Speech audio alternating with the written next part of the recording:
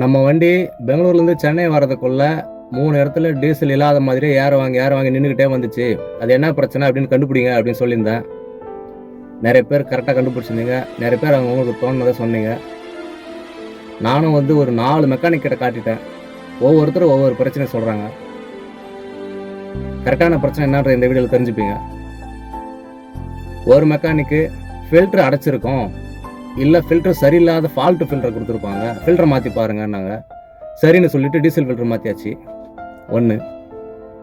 இன்னொன்று, ஓஸில் அடப்பு இருக்கும் அப்படின்னு சொல்லிட்டு ஒரு மெக்கானிக்கு டீசல் டேங்க்லேருந்து வெளியே போகிற ஓஸில் இருந்து ஃபில்டருக்கு போயிட்டு, ஃபில்டர்லேருந்து பம்புக்கு போயிட்டு, பம்ப்லேருந்து ஓவர் ஃப்ளோ ஆகி டேங்குக்கு வர ஓஸ் வரைக்கும் மொத்த ஓஸையும் கழட்டி செக் பண்ணிட்டாரு.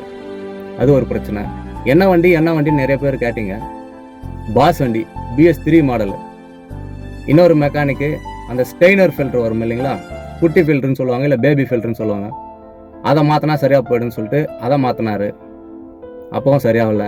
ஒரு மெக்கானிக்கு நீங்கள் பம்பு நாசில் கழட்டி மொத்தமாக சர்வீஸ் பண்ணணும், கிட்டத்தட்ட ஒரு 25,000 வரைக்கும் செலவாகும்னு சொன்னார். ஆனால் அந்த ஒரு வேலையை நான் செய்கிறதுக்கு முன்னாடி சரின்னு சொல்லிட்டு அசோக் லைலாண்டு ஷோரூம் மெக்கானிக் கிட்ட கேட்டு பார்க்கலாம் அப்படின்னு சொல்லிட்டு ஷோரூம் மெக்கானிக் கிட்ட கேட்டேன்.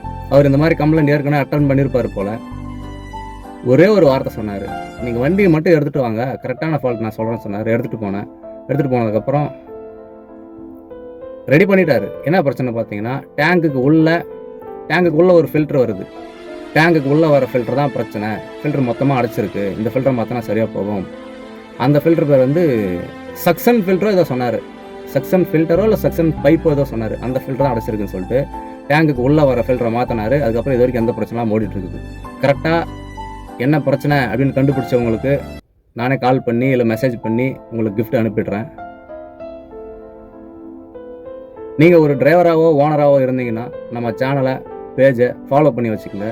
நம்ம போடுற ஏதோ ஒரு வீடியோ உங்களுக்கு யூஸ்ஃபுல்லாக இருக்கும். நன்றி.